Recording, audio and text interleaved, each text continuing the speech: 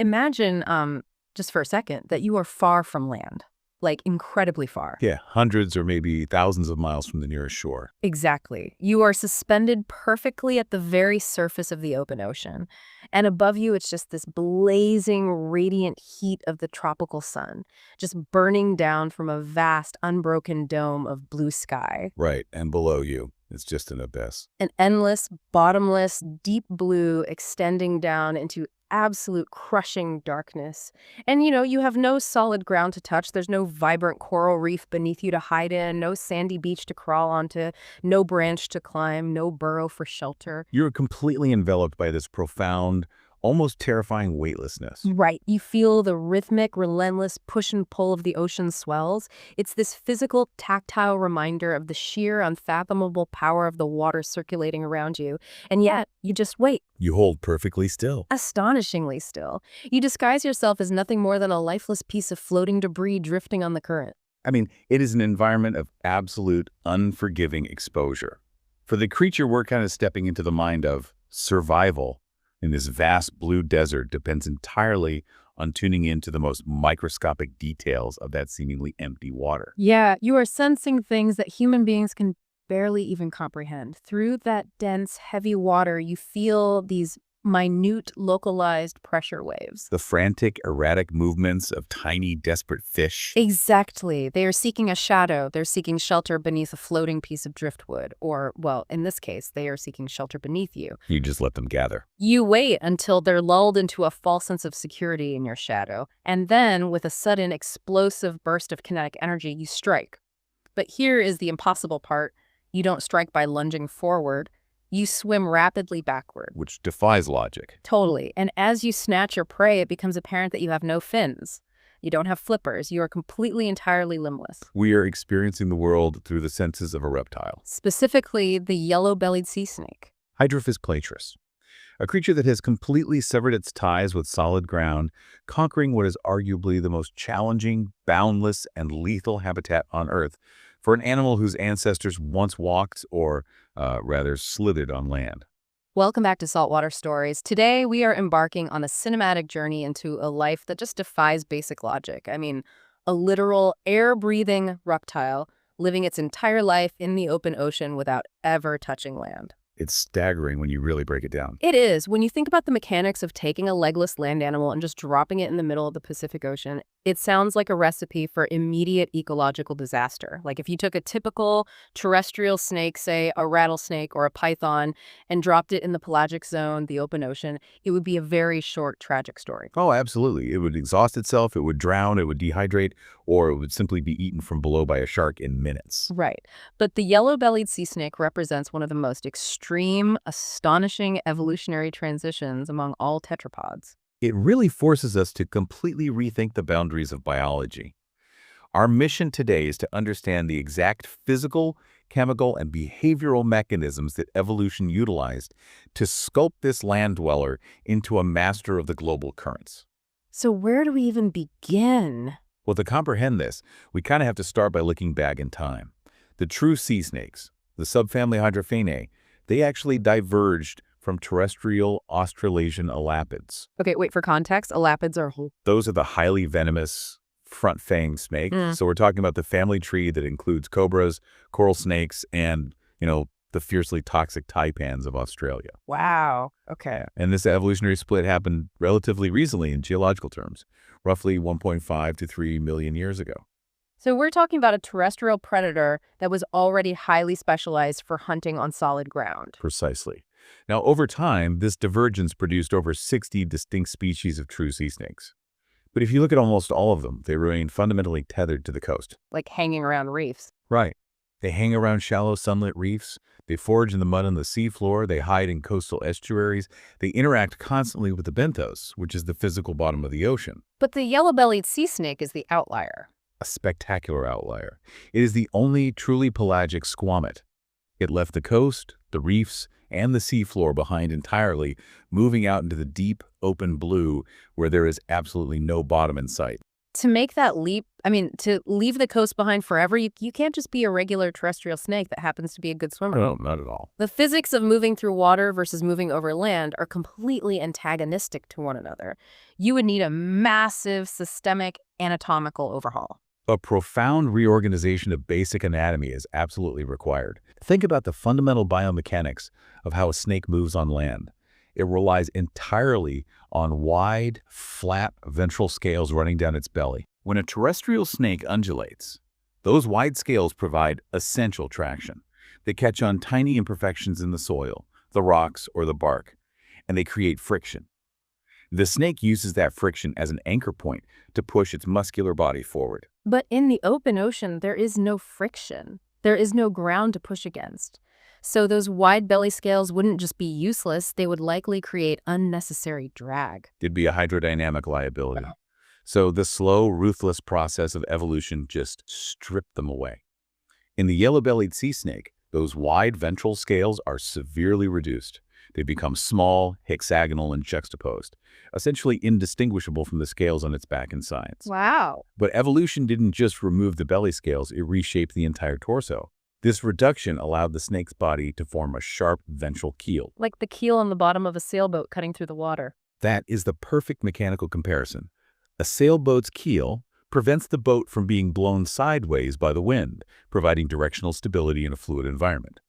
The snake's keel does the exact same thing, stabilizing its body against the unpredictable forces of the ocean. Right, but this hydrodynamic engineering has to come with a massive trade-off. A fatal one. If a massive storm washes this snake ashore onto a beach, it is virtually helpless. Without those wide belly scales and with that sharp boat-like keel, it physically cannot support its own weight. It can't. Yeah. It cannot execute effective lateral undulation on solid ground. It basically just rises in place, unable to generate forward momentum until it succumbs to heat exposure or predatory birds. It has committed so completely to the water that the land has become its most lethal environment. It is perfectly engineered for one specific medium and completely broken in another. And to complete that oceanic engineering, we have to look at the posterior half of the snake's body, specifically its tail. It's heavily laterally compressed, flattened from side to side. The tail becomes this distinct paddle-shaped structure, making up about 11% of its total body length. It functions as a highly efficient, muscular rudder and oar combined into one. Let's jump back into the sensory perspective of the snake for a second, just to imagine the physical sensation of that movement. Sure. Instead of feeling your belly dragging on rough, abrasive sand or jagged rocks, you feel this incredibly smooth, efficient wave of muscle contraction moving from your head all the way down to that compressed paddle tail. You are pushing perfectly against the dense, heavy seawater. Right. But thinking about that density brings up a huge physical hurdle. Water is incredibly dense. Roughly 800 times denser than the air we breathe. It's basically a wall compared to air. Exactly. So if this is an air-breathing reptile with lungs full of buoyant gas and a body full of heavy, dense muscle and bone, how does it physically deal with that environment? If you fill your lungs with air in a pool, you pop up to the surface. If you let it out, you sink. How does the snake avoid bobbing uncontrollably like a cork or dropping like a stone the minute it goes to dive? That question brings us to the astonishing biophysics of oceanic locomotion. Navigating the density of water is a massive energetic hurdle. To move, the snake uses what biologists call anguilliform, or eel-like locomotion. Okay, like a side-to-side wave. Basically.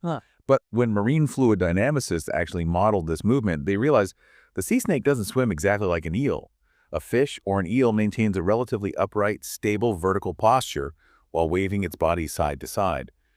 The yellow-bellied sea snake, however, introduces exaggerated torsional waves. Torsional meaning a twisting motion, right? Like wringing out a wet towel. Yes, exactly. The body actively twists and rolls dramatically along its longitudinal axis as it undulates side to side.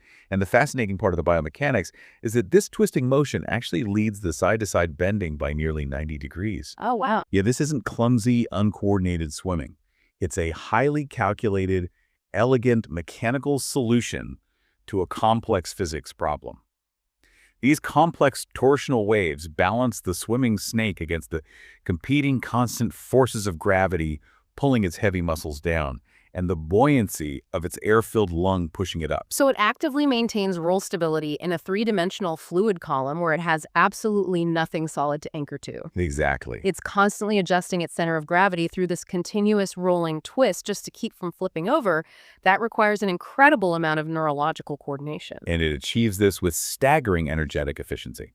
In biomechanics, there's a metric called Froude efficiency, which measures propulsive efficiency. Right. Essentially, how much of the energy the animal exerts actually translates into forward thrust versus being wasted just churning the water. These snakes operate at a Froude efficiency of about 79 to 81%, maintaining a slow, steady cruising speed of around 2 centimeters per second. Wow, so they are physically optimized to persist in open water at the absolute minimal energetic cost possible. They have to be. So it's certainly not a speed demon chasing down prey across miles of ocean. It's a marathon drifter conserving every calorie. Oh, But if we're talking about buoyancy and energy, we really have to talk about how they dive, because they don't just sit on the surface floating forever. Field observations reveal they spend roughly 87% of their entire life cycle completely submerged beneath the waves. They do. And these are not quick, shallow dips to avoid a passing bird. Their dives are monumental feats of endurance. They routinely last 1 to 2 hours, and they've been reliably recorded lasting up to 3.6 hours. 3.5 hours. Yes, reaching depths of up to 50 meters down into the darkness. 3.5 hours, holding a single breath of air, and going down over 160 feet where the pressure is immense. The mammalian diving reflex is one thing, but how does a snake accomplish this? The secret lies in a radically asymmetrical respiratory system. What does that mean? Well, terrestrial snakes already exhibit a degree of asymmetry. They usually possess a fully functioning right lung and a significantly reduced, sometimes vestigial left lung, simply to fit inside their narrow tubular bodies. Right, space is at a premium. Exactly. But in Hydrophis platyrus, this trait is taken to an absolute extreme. The left lung is practically non-existent, but the right lung is massively, disproportionately elongated. It extends from the snake's neck almost all the way down to the cloaca, the very end of its digestive and reproductive tract. It's essentially a living, swimming tube of air. It is. But framing it just as an oxygen tank misses its primary function. This giant lung acts as a highly sensitive, adjustable hydrostatic swim bladder. Oh, this makes perfect sense when you think about scuba diving. It operates just like a buoyancy compensator vest. The mechanism is practically identical. When the snake wants to rest at the surface, perhaps to warm itself in the sun or forage in the upper few inches of water, it inflates this massive lung to its maximum capacity. To float. Right. At the surface, the lung holds a volume of gas equal to about 8.8% of the snake's total body weight. This massive pocket of air creates strong positive buoyancy. The snake floats effortlessly, expending absolute zero muscular energy to maintain its position at the surface. Which is the perfect strategy for an ambush predator that wants to camouflage itself as a lifeless floating stick.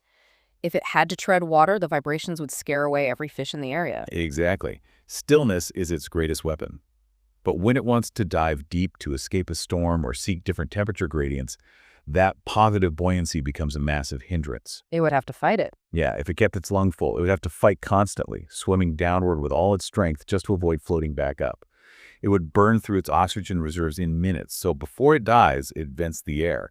It actively exhales, carefully compressing its lung volume down to a highly specific measurement. How specific? Approximately 7.24 milliliters of gas per kilogram of body mass. That is an incredibly specific and precise biological calculation. It has to be precise because of the physics of the ocean. By reducing its internal gas volume to exactly that point, the snake increases its overall specific gravity to approximately 1.05 grams per cubic centimeter. And why does that number matter? Because the average density of oceanic seawater is roughly 1.025 grams per cubic centimeter. The snake effectively matches the density of the surrounding ocean.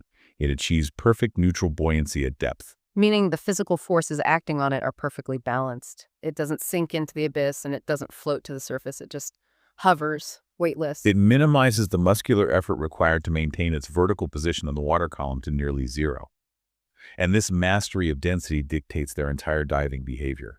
They perform what marine biologists refer to as S-shaped dives. Walk us through the physical profile of that S shape in the water column. It begins with a steep, rapid descent straight down to their target depth.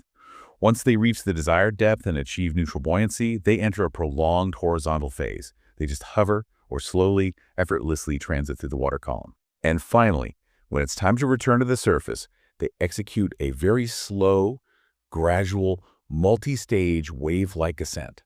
This agonizingly slow ascent accounts for a staggering 82% of their total dive time. If they're running out of air after 3 hours, why would they ascend so slowly? You'd think they would rush to the surface to take a breath. It comes back to the physics of pressurized gas.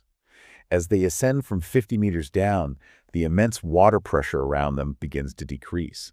As the external pressure drops, the remaining gas trapped inside their elongated lung begins to expand. Ah, right. If they were to ascend too fast, that expanding gas would rapidly increase their buoyancy and they'd lose control, shooting to the surface and potentially suffering pressure-related injuries. Like the bends. Basically, Mm-hmm. by ascending slowly in a wave-like pattern, they can carefully manage their buoyancy.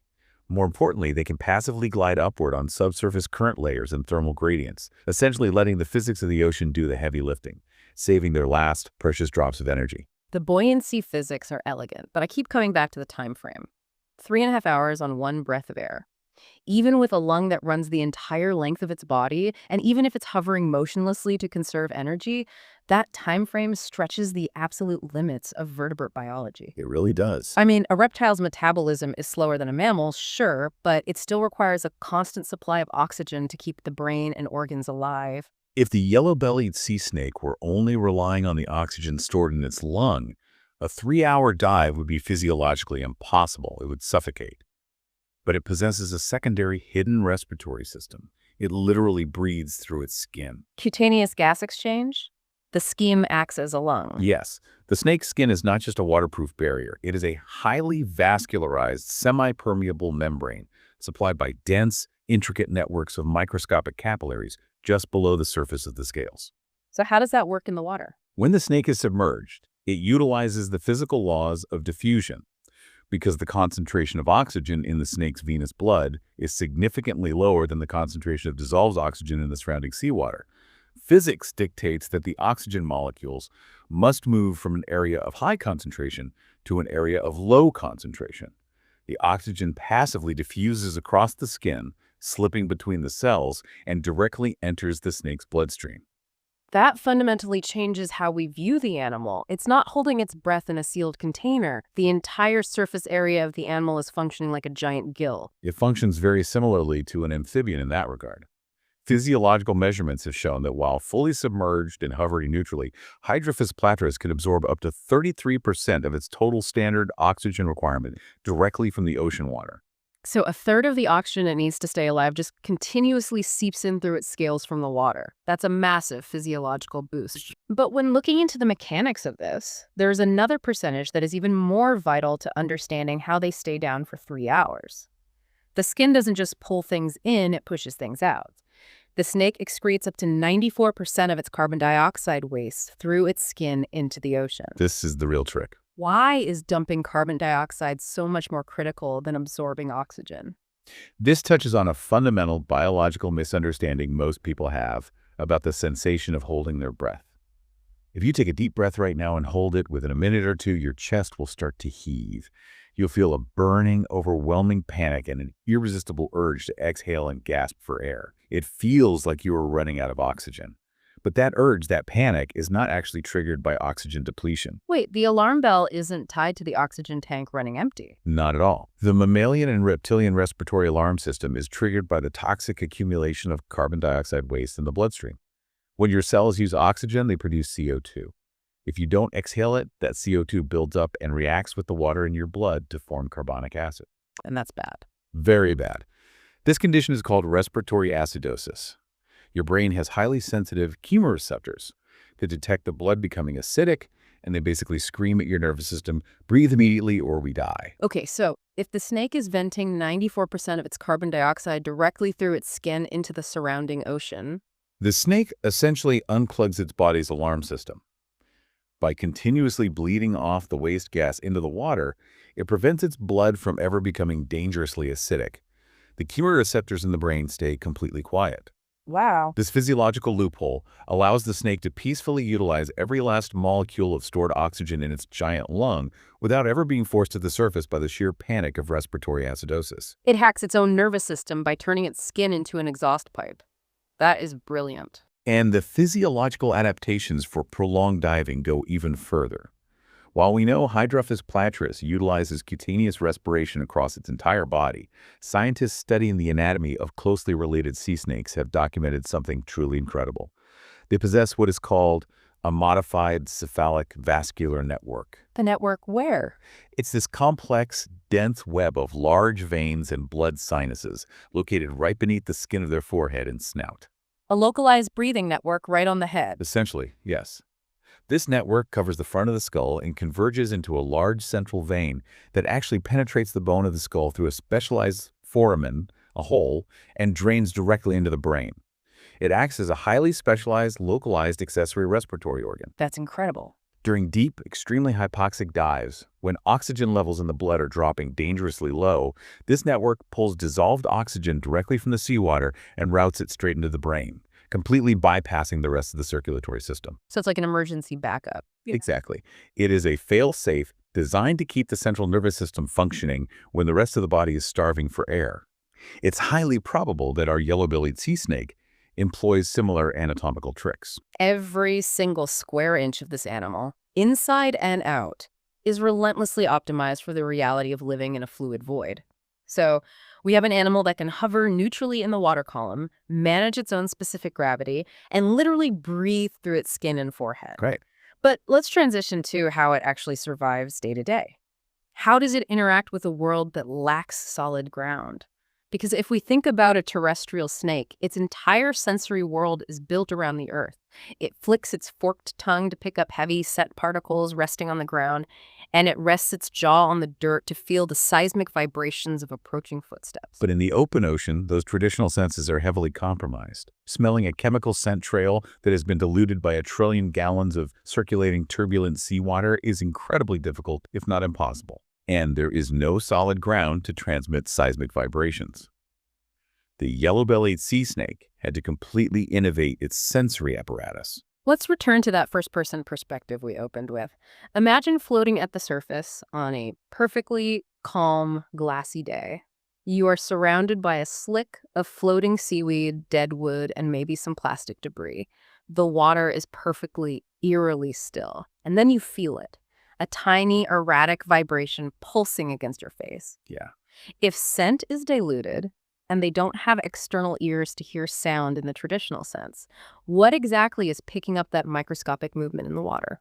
Because a snake's scales are evolutionary, designed as armor for sliding over rough rocks, not as delicate instruments for feeling water currents. That is where the anatomy adapted yet again. They feel those vibrations through specialized structures called scale sensilla. In terrestrial snakes, scale sensilla do exist, but they're flat, recessed tactile receptors used primarily for feeling the friction and texture of the ground they're crawling over. But in the yellow-bellied sea snake, these sensilla have evolved into highly protruding, raised, dome-shaped structures covering the scales of the head, specifically concentrated on the postocular, nasal, and labial scales around the eyes and mouth. So their entire face is covered in these tiny raised sensory domes. Yes.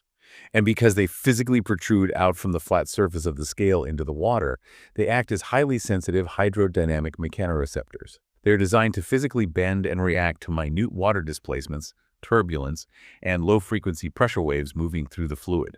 It functions almost exactly like the lateral line system found in fish, or, the passive sonar array on a submarine. So even if it is pitch black in the middle of a moonless night, or the water is incredibly murky after a storm, if a fish twitches a fin a foot away, the pressure wave travels through the water and physically bumps against those domes on the snake's face, mapping the fish's location in three-dimensional space. Precisely. And this localized, highly sensitive tactile radar dictates their entire hunting strategy.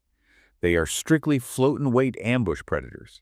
They do not actively chase fast-swimming pelagic fish across miles of open ocean. Because that would be an incredibly inefficient use of energy. They would likely starve. Why?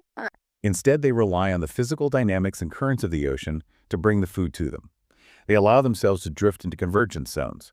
These are massive oceanic areas where opposing surface currents push against each other. And that creates the slicks. Right. This physical convergence gathers all floating flotsam and debris, seaweed, driftwood, pumice stone, and sadly, human plastics into long, meandering lines called slicks. And out in the vast, empty expanse of the open ocean, any floating object, no matter how small, becomes an absolute magnet for life. Small juvenile fish, invertebrates, and plankton have nowhere else to hide from the sun and diving birds. The slicks become floating oases. The small fish congregate beneath the debris for shade and perceived physical protection.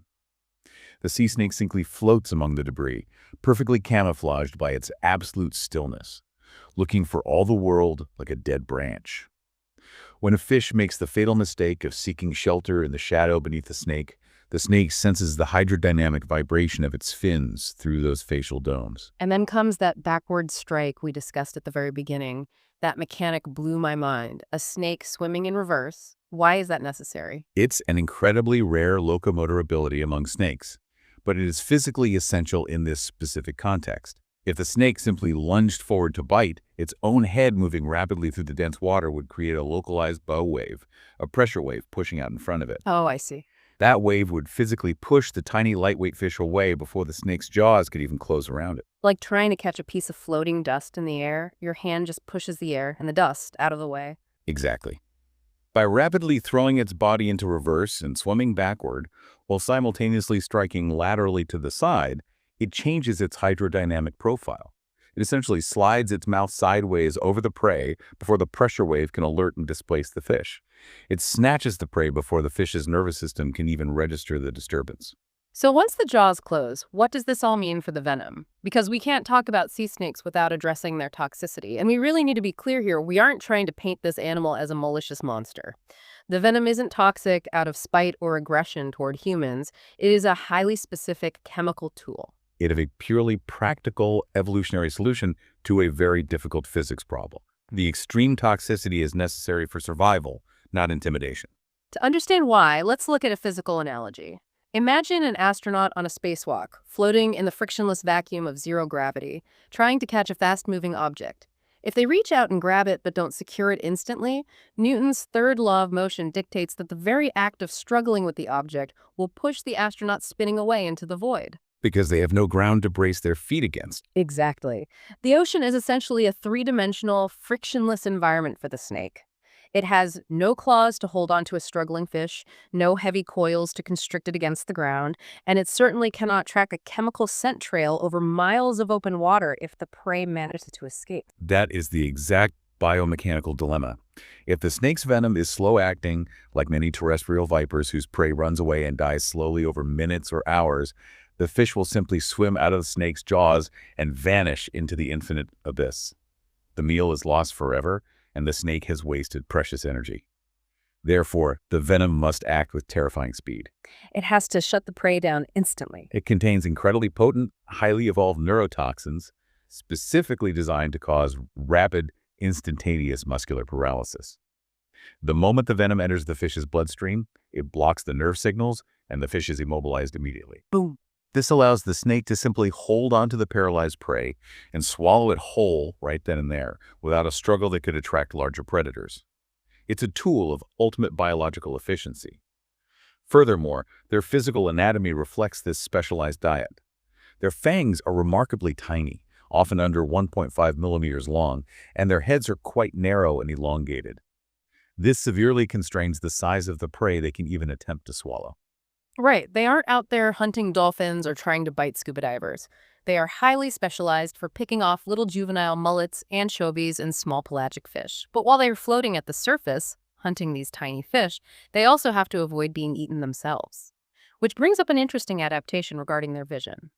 Field observations show they actually prefer highlight levels, actively floating during the brightest parts of the day.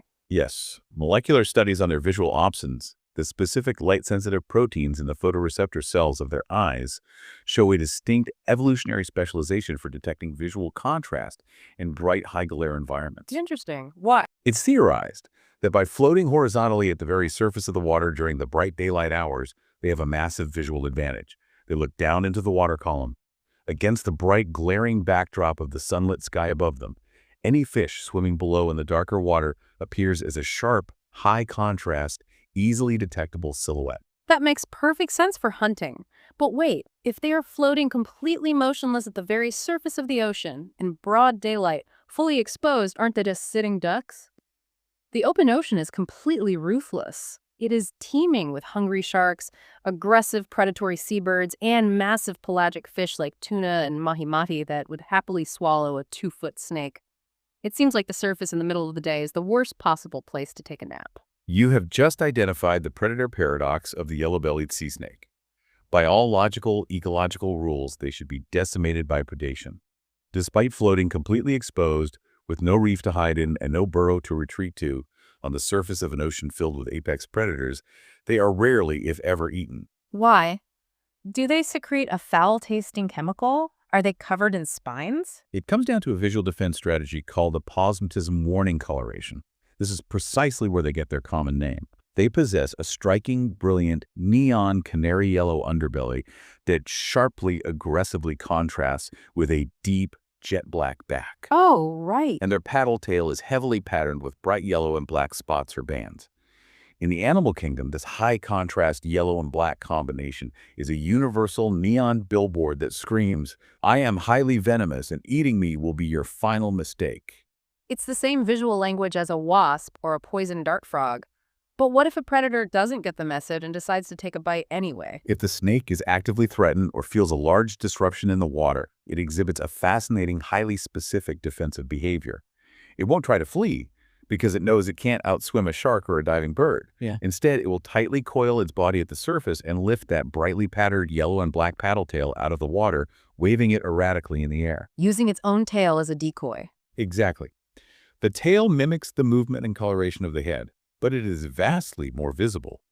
It actively draws the predator's attention and, crucially, any potential physical strike away from the snake's vital, delicate head and central nervous system and towards the heavily muscled, less critical tail. But this reliance on warning colors raises a huge behavioral question. How do oceanic predators, like birds, know that yellow and black means danger? Does a young seabird have to watch its sibling eat a snake and die to learn the lesson? If so, you'd think a lot of snakes would still get eaten by young, naive birds making mistakes. That exact question led to one of the most fascinating and elegant studies in animal behavior and evolutionary psychology. In 1983, a brilliant experiment was set up by scientists Gloria Sullivan-Caldwell and Roberta Wolf-Rubinoff to test this. They wanted to determine if the avoidance of aposematic sea snakes by predatory birds was a learned cultural behavior passed down by observation, or if it was an innate genetic fear hardwired into the bird's DNA. How do you even go about testing whether fear is genetic? You have to find predators that are a blank slate. The team went to the Atlantic coast of Panama. Crucially, this is a geographic region where sea snakes do not exist and have never existed. They collected 12 heron and egret chicks, specifically great egrets, snowy egrets, and green-backed herons, taking them from their nests when they were just 2 days old, long before their parents could teach them anything about hunting. Okay, so these chicks have never seen the ocean, they've never seen a snake, and their genetic ancestors haven't encountered sea snakes for millions of years, if ever. They are completely, utterly naive to the threat. The biologists hand-reared these birds in safe, controlled aviaries for 5 months. They fed them a standard diet of normal, harmless fish. The birds grew up healthy, strong, and hungry, having never seen anything that remotely resembled a snake. Then they began presenting them with a series of snake-like prey items to see how they would react. Like a predatory taste test? First, they established a baseline. They offered the captive birds various live and dead terrestrial tree snakes, as well as harmless marine snake eels. The birds reacted exactly as you would expect a confident, hungry apex predator to react. They begged for the food, they approached immediately, and they readily, aggressively attacked and swallowed the harmless eels and terrestrial tree snakes without a moment of hesitation, despite having absolutely zero prior experience with them. Because to a hungry egret, a long, wriggly thing just looks like a large, delicious worm. It's food. Right. They recognized the shape as prey. But then, the scientists introduced the test subject, a dead, motionless, yellow-bellied sea snake. And how did these naive birds react? The reaction was explosive, violent, and identical across all 12 individual birds. The absolute moment they laid eyes on the yellow and black sea snake, the birds went into a state of sheer, unadulterated terror. Serious? Yes. Yeah. They immediately erected their crest feathers to make themselves look larger. They backed away as fast as possible, retreating to the farthest possible corner of the aviary about 2 meters away. They began flying erratically, crashing into the walls, frantically scratching at the wire gate with their feet and bills, desperately trying to tear their way out of the enclosure to escape. They completely lost their minds over a dead snake lying motionless on the floor. Over a dead snake they had never seen, mimicking a shape they had happily eaten just moments before. After about 15 minutes of this sheer panic, the larger great egrets finally mustered the courage to approach it. But they did so with their long necks outstretched as far as physically possible, keeping their bodies leaning backward. They jabbed violently at the back of the snake's head with their beaks and instantly threw themselves backward into the air. That is one of the most astonishing things I've ever heard. They didn't need to learn that this specific high-contrast yellow and black pattern meant death. The knowledge was already there. The fear was inextricably hardwired into their neural pathways before they were even born. It is a stunning, undeniable example of genetic memory. Let's look at the evolutionary mechanism behind this. Over millions of years of deep time, the ancestral birds that lacked this fear, the ones that boldly ignored the warning colors and tried to eat a sea snake, were bitten, paralyzed, and died. They didn't pass on those genes. Exactly. They failed to pass on their genes. The birds that possessed a random genetic mutation that caused an innate irrational terror of that specific color pattern survived. They passed that fear gene on to their offspring. Over countless generations, the avoidance of aposematic, highly venomous prey became deeply genetically programmed into the entire species. So the snake can float lazily on the surface of the ocean with near impunity, completely exposed to the sky because the entire surrounding ecosystem is genetically programmed by millions of years of lethal trial and error to be absolutely terrified of it. That is a massive, elegant evolutionary victory for the snake. It really is. But as incredible as their mastery of buoyancy, venom, and psychological warfare is, here is where the story takes a dark, highly precarious turn. Because despite conquering all the biological predators, there is one environmental enemy it cannot defeat, and it's the very medium it lives in the water itself. This brings us to the freshwater paradox.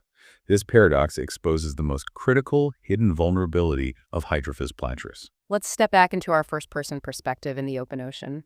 Imagine you have been drifting on the currents for 6 months. You are painfully thin. Your lipid reserves are depleted, and your ribs are beginning to show against your scales.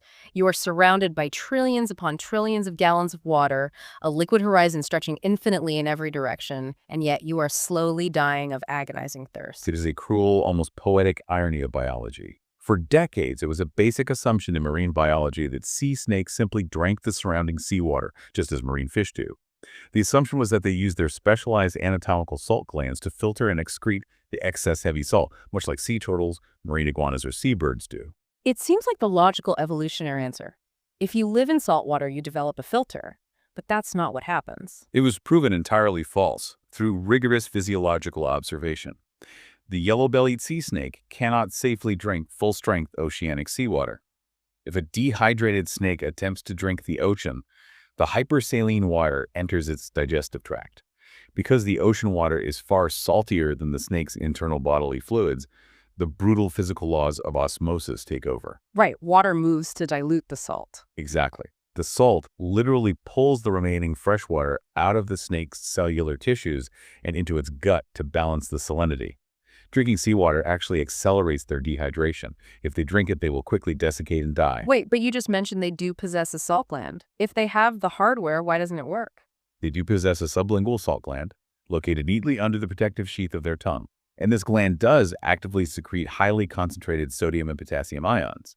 However, the limitation is not the presence of the gland, but its metabolic rate. It's too slow. The rate at which the gland can process and secrete salt is incredibly slow, far too low to process the massive, overwhelming salt load that comes from intentionally drinking mouthfuls of seawater. The gland is only powerful enough to slowly, constantly eliminate the modest, incidental amounts of salt that seep in through their semi-permeable skin, or the small amounts they unavoidably swallow when gulping down a fish. It simply lacks the horsepower to purify seawater for hydration. So if they cannot drink the ocean they live in, and they never ever swim to land to find a freshwater river or a coastal stream, how do they physically survive? Where does the fresh water come from? They have to look away from the ocean and look to the sky. Their entire existence relies entirely on transient, highly localized, chaotic meteorological events. Specifically, they rely on torrential, massive oceanic rainstorms. Okay, picture this sequence of events. The barometric pressure drops heavily. The bright, glaring sky darkens with thick, bruised cumulonimbus clouds. The wind dies down, and the first heavy, freezing raindrops shatter the glassy surface of the ocean. When extreme torrential rain falls directly onto the open ocean, and crucially, when the surface winds are completely calm, something almost magical happens with fluid dynamics. The incoming fresh rainwater is significantly less dense than the heavy hypersaline seawater. So instead of immediately violently mixing together, the fresh water gently pools on top of the salt water. It creates a temporary, highly diluted, distinct boundary layer floating at the very surface of the ocean. It creates a floating puddle of fresh water in the middle of the sea, a freshwater lens. Exactly. A thin, fragile layer of drinkable, life-saving water floating delicately on top of the lethal, salty ocean. The dehydrated sea snakes floating at the surface can actually detect this sudden, localized drop in salinity through chemical receptors. When a lens forms, they swim up so their snouts are at the absolute surface, breaking the tension, and they voraciously gorge themselves, drinking as much of this temporary puddle as their stomachs can hold before the inevitable wind and wave turbulence returns to aggressively mix the fresh water back into the salty abyss. But the ocean is governed by massive seasonal shifts. There are long, brutal, dry seasons. It doesn't rain every day, and calm winds during a downpour are rare. How does an animal survive months without a single drop of rain? Through extreme, almost unbelievable physiological tolerance. They are biologically engineered to endure prolonged, agonizing drought. When the wet season eventually ends and the storms stop, a fully hydrated yellow-bellied sea snake begins the dry season with an unusually massive internal body water content. Roughly 80% of its total body mass is pure water. That is a huge percentage. For context, human beings are roughly 60% water, right? Yes, and even specialized freshwater snakes that live in rivers and swamps are only around 68 to 77% water. So the sea snake essentially starts the dry season operating as a highly pressurized biological water balloon. Then, over the ensuing months of drought, they slowly, meticulously dehydrate. Careful physiological studies have shown they lose about 0.54% of their total body mass per day, slowly leaking moisture to the hyperosmotic surrounding ocean through their skin and respiration. They can survive up to 6 or 7 months of absolute punishing drought, reaching a critical dehydration threshold where they've lost nearly 20 to 27% of their total body mass before finally succumbing to organ failure and perishing. They just drift, slowly shriveling up, floating on a lethal ocean, waiting for the sky to save them. Extensive field observations from the coast of Costa Rica perfectly illustrate this brutal cycle. Biologists capturing wild snakes at the very end of the long, local dry season found that a staggering 80% of the individuals were severely, dangerously dehydrated. They were emaciated, their skin sagging. And the moment these wild snakes were offered bowls of fresh water on the boats, they drank frantically, gulping water for minutes on end. But when the teams returned after the wet season began and a heavy oceanic rainfall returned to the region, the percentage of thirsty, dehydrated snakes captured plummeted to just 13%. Because they had successfully hunted down the rain lenses and rehydrated. Yes. And this absolute uncompromising reliance on rainfall fundamentally shifts how we view the animal. It ties the snake inextricably to the Earth's atmosphere and global climate. It means the open ocean itself, the chaotic weather patterns, the shifting barometric pressure, the doldrum winds, the towering storm clouds is a major active character in the snake's life story. The snake is entirely, helplessly at the mercy of the global water cycle. Which naturally brings us to the mechanics of how they move around the world. Because if you are a creature that just floats at the surface, waiting for a random rainstorm to form, you can't exactly choose your destination. You are going to go wherever the water decides to take you. And the water takes them absolutely everywhere. Hydrophis platyrus holds the record for the largest geographic distribution of any squamate, any snake or lizard on planet Earth. Its range is truly staggering, spanning more than 2/3 of the Earth's entire circumference. That is a massive footprint. Let's draw the map. Where exactly are we talking about? If you start on the eastern coast of Africa, their range stretches across the entire expanse of the Indian Ocean. It weaves through the complex archipelagos of Southeast Asia, down along the northern and eastern coasts of Australia, across the vast, seemingly endless island chains of the Pacific Ocean, reaching all the way to the western coasts of the Americas, spanning from the cool waters of Southern California all the way down to the tropical shores of Ecuador. But wait, we established earlier that their maximum cruising speed is roughly 2 centimeters a second. They aren't actively, purposefully swimming thousands of miles across the Pacific, are they? No, absolutely not. They are the ultimate passive global drifters. They rely entirely on oceanic transport. Oceanographers use complex computer simulations called advanced Lagrangian particle tracking models. So what do those do? These models are designed to predict the movement of passive floating objects like plastic debris, oil spills, or plankton by mapping the speed and direction of global ocean currents. When scientists apply these Lagrangian models to the sea snake, the computer simulations perfectly, flawlessly predict the known biogeographic distribution of the species. They are simply riding the massive, ancient surface currents of the world, like the equatorial countercurrent, drifting helplessly but successfully across the globe. It is a free ride across the planet, powered by the rotation of the Earth and the wind. And because they are entirely swept up by the same currents, the same wind patterns, and the same gyres, they often end up concentrated in the exact same physical locations. When winds and converging currents push oceanic flotsam together into those slicks we talked about, they also push the snakes together. Observation has documented massive loose aggregations, sometimes referred to as rafts, consisting of thousands, sometimes tens of thousands of individual sea snakes drifting together in massive oceanic convergence zones. A drifting slick containing thousands of highly venomous, brightly colored sea snakes. That is a wild, almost mythical image. But this nomadic lifestyle raises a huge biological hurdle. If they are constantly traveling on the currents, drifting through the deep ocean, and never ever touching land, how do they reproduce? They can't exactly haul themselves up onto a sandy beach to dig a nest and lay eggs like a sea turtle does. No, they cannot.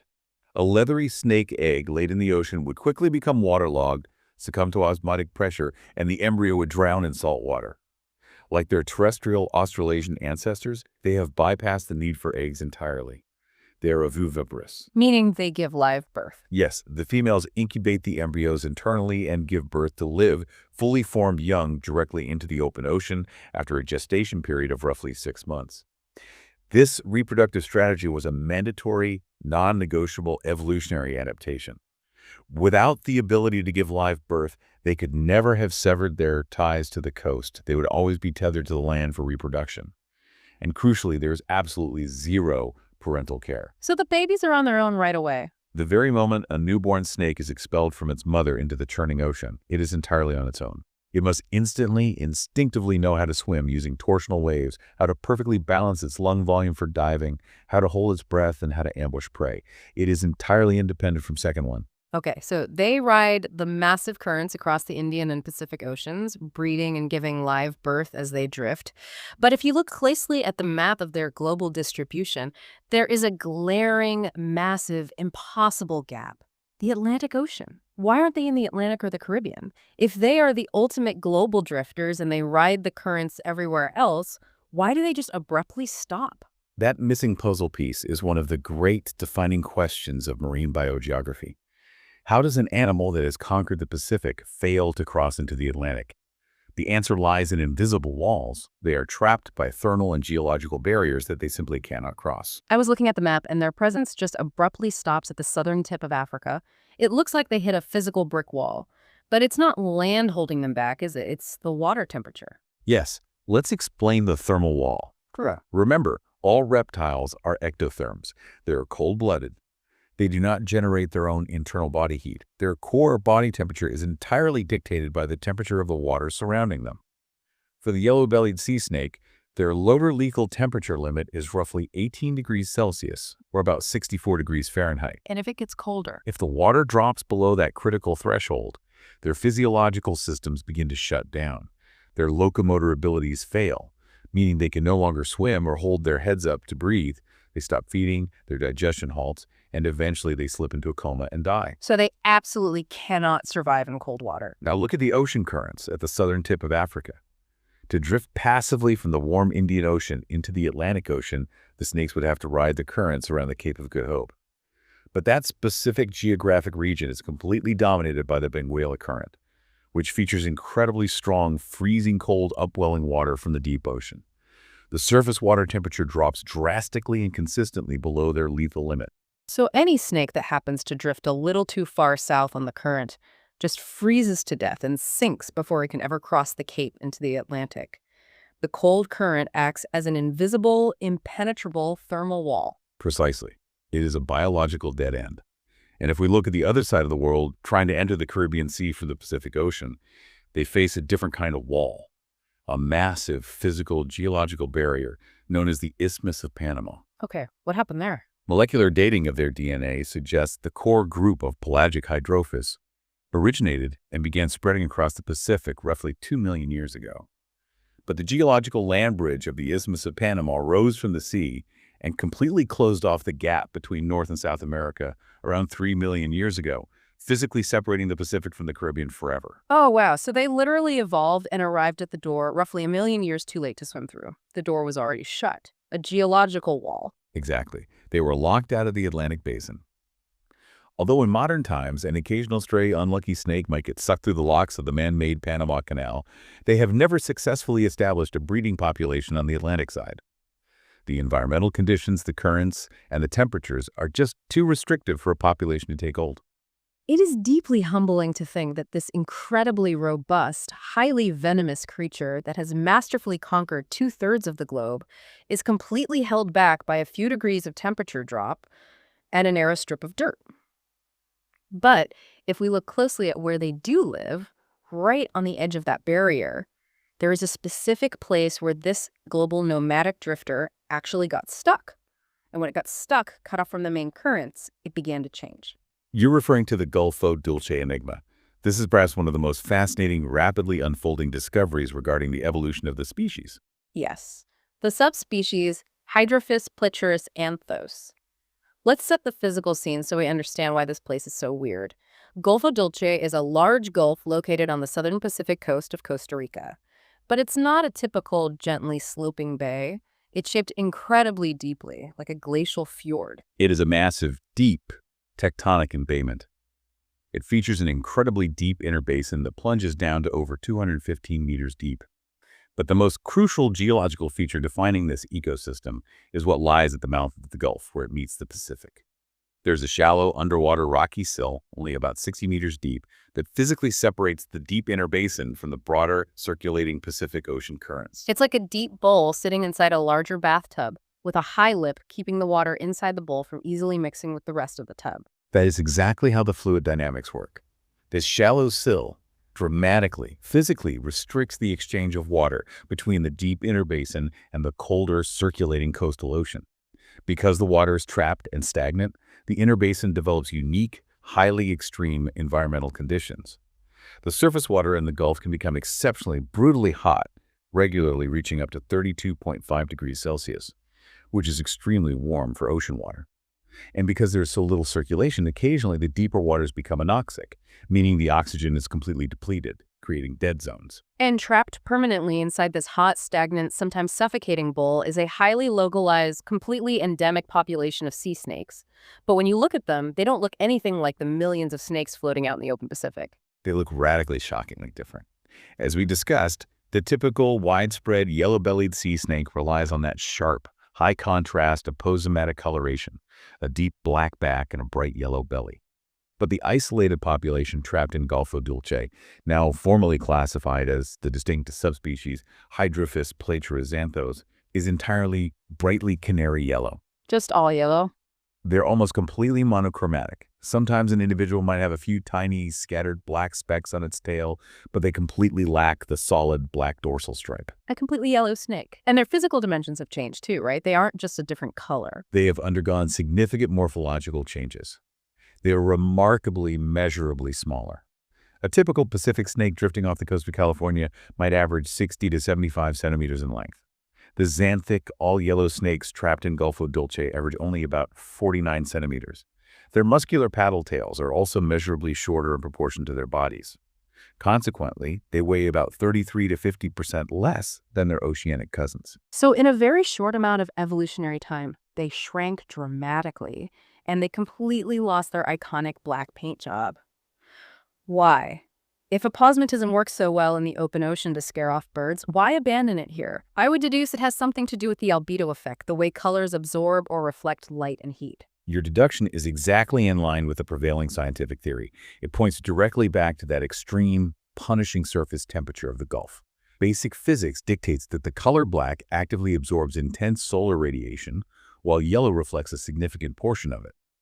In an enclosed environment where the surface water temperature is already sitting at 32.5 degrees Celsius, which is pushing precariously close to the snake's absolute upper lethal thermal limit of around 33 or 34 degrees, having a dark black back while floating directly under the glaring tropical sun would be a death sentence. They'd just cook. They would absorb too much heat and fatally overheat in minutes. The shift to an all-yellow coloration is a rapid, intense evolutionary adaptation, specifically designed to reflect sunlight and prevent lethal hyperthermia. It is evolution acting in real time, rapidly modifying the animal's physical appearance just to save it from boiling alive in its own habitat. But it's not just their physical color and size that changed. When you look at their daily habits, their behavior in Golfo Dulce is completely bizarre and inverted compared to the open ocean snakes. It is a complete behavioral inversion of typical Hydrophis platurus ecology. In the open ocean, as we established, the snakes absolutely love calm, glassy water. They associate heavily with floating drift lines and slicks for hunting. And they're strictly diurnal. They hunt during the bright daylight hours. In Golfo Dulce, the yellow snakes actively avoid calm water. They are almost exclusively found surfacing and hunting in turbulent water among small wave gaps, choppy seas, and chaotic currents. Really? They have absolutely zero association with floating drift lines or debris. And most shockingly of all, observation reveals they appear to hunt almost exclusively at night. Nocturnal hunting in rough, choppy water. Why would they abandon the incredibly easy, lazy life of daylight hunting in calm slicks? Once again, we suspect the driving force is thermal constraints. The surface of Golfo Dulce is simply too dangerously hot during the peak daylight hours. To avoid lethal overheating, the yellow snakes are forced to retreat down into the cooler, deeper, darker waters during the day where they rest.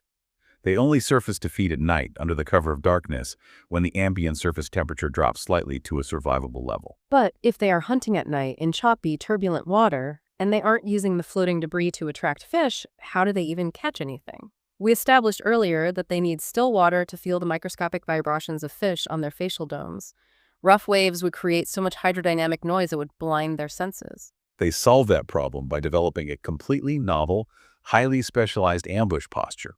An open ocean snake floating in a slick stretches out straight and elongated, maximizing its length. The yellow snakes of Golfo Dulce, however, assume a tightly knotted sinusoidal posture at the surface. They contort their bodies into a tight, floating S shape. They bunch themselves up like a tightly coiled spring resting on the waves, and they hang their heads straight down vertically into the dark water, holding their mouths wide agape. That sounds absolutely terrifying from the perspective of a small fish. You're swimming in the pitch-black, turbulent water, and you stumble into a floating, tightly coiled yellow spring with open, venomous jaws hanging down in the dark. It is highly effective, and it serves a brilliant dual purpose in physics. By bunching their mass into that compact sinusoidal knot, they create a highly stable, highly buoyant, localized platform that doesn't get easily tossed around or flipped over by the turbulent, choppy waves they prefer. The coiled body rides the waves like a buoy. This stability allows their hanging head to remain relatively still beneath the surface turbulence, allowing their facial domes to effectively sense the vibrations of passing fish in the rough water. It is just a stunning, irrefutable example of how remarkably malleable life is. In this one tiny 320 square kilometer pocket of the ocean, cut off from the massive global current highway, this single species is actively, drastically molding its body, its color, and its behavior to survive an extreme, highly specific microclimate. But looking at what is happening to the snakes in Golfo Dulce actually leads us directly to a broader, much more urgent realization, because the conditions trapped inside that gulf, the extreme rising heat, the changing oxygen levels, the chaotic turbulence are beginning to mirror what oceanographic models predict is starting to happen to the entire global ocean. Yes, this brings us to the concept of the moving habitat and the realities of a changing climate.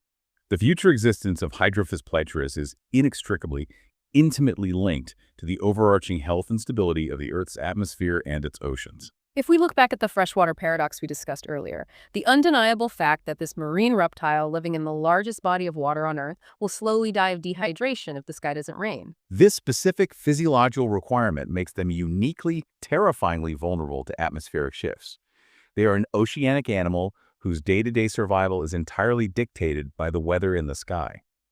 As global climate patterns continue to alter global precipitation, oceanographic models predict significant shifts in the frequency, duration, and intensity of both El Niño and La Niña cycles across the Pacific. If those shifts disrupt the predictable patterns of those vital, massive ocean rainstorms, the snakes are in jeopardy. Because if the dry seasons become extended by even a few months, or if the atmospheric mechanics change so that rain only falls during violent, windy squalls that aggressively mix the surface water instantly, preventing those calm freshwater lenses from ever forming. The snakes will simply slowly dehydrate across millions of square miles of ocean. They have an incredible biological buffer, 7 months of survival, but they cannot survive an endless, permanent drought. Furthermore, as the baseline ocean temperatures slowly rise globally, the invisible thermal boundaries that dictate their entire geographic distribution will shift. If the equatorial water gets too hot, mirroring the extreme temperatures in Gulf or Dulce, the open ocean snakes might be physically forced to abandon daytime hunting entirely to avoid hypothermia. And if the global ocean currents they passively ride begin to change speed, intensity, or direction due to thermal shifts, they might be pushed en masse into colder, lethal waters or stranded entirely outside their viable zones. It highlights the ultimate hidden fragility of the global drifter. What happens to an animal whose entire masterful existence relies on a delicate, highly specific intersection of calm winds, heavy localized rain, predictable thermal boundaries, and circulating surface debris?